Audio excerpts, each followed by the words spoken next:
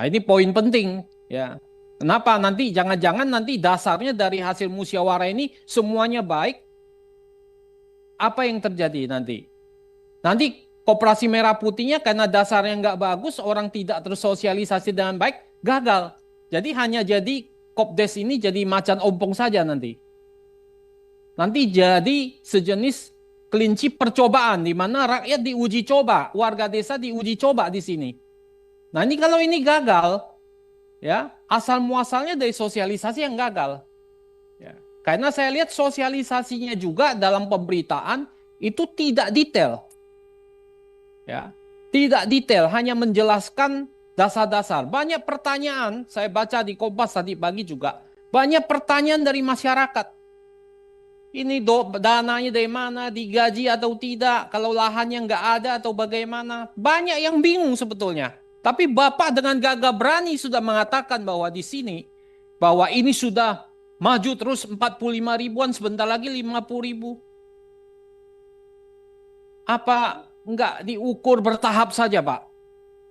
Ya, supaya tidak menjadi mubasir, tidak menyedot uang rakyat dan sia-sia uang rakyat yang dibuang-buang percuma begini. Ya.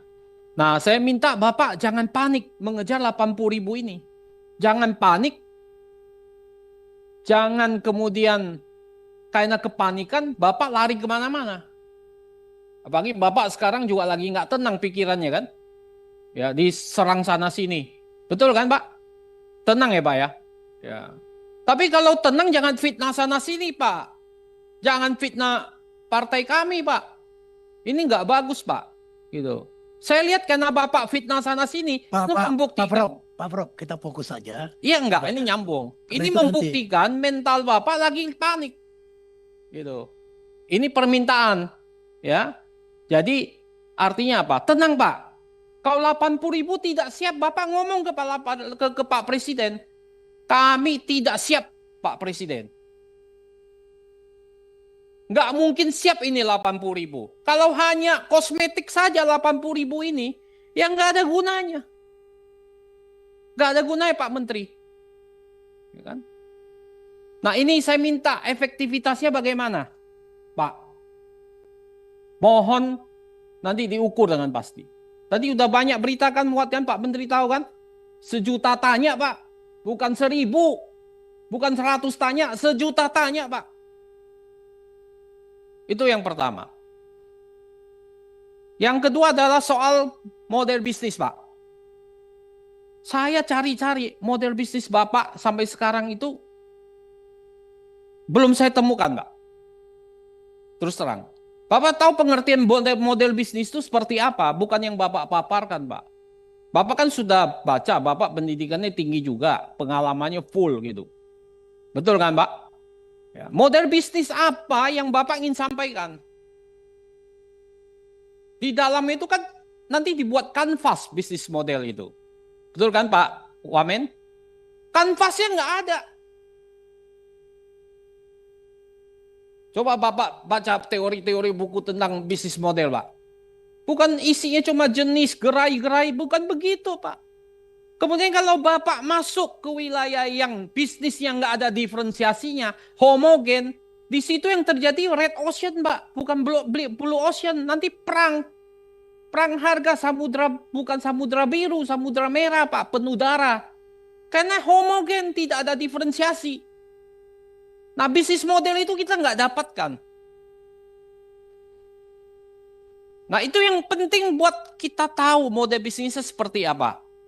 Apalagi Bapak ngomong di berita bahwa ini bisnis model, ini modelnya bisa minimal untung 1 miliar. Dengan apa? Monopoli.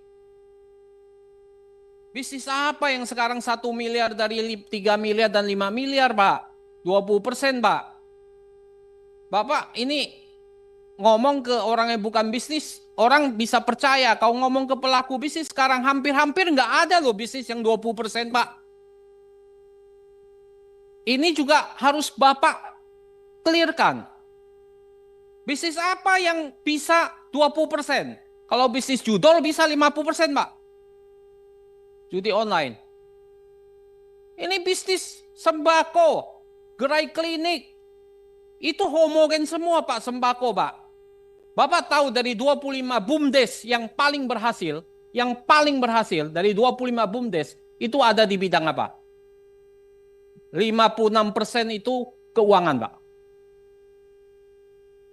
Keuangan Pak, 56% Pak. Ini catatan.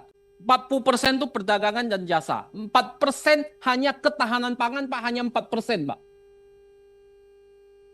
Dari BUMDes. Kita ambil contoh BUMDes saja. Yang bisa bagi hasil BUMDes yang 67.333 BUMDes tidak bisa bagi hasil Pak. Nol. Bapak tahu nggak? Nah ini merah putih ini bagaimana? BUMDes saja yang bisa menghasilkan bagi hasil di atas 1 miliar hanya 26 BUMDes dari 80.000 BUMDes.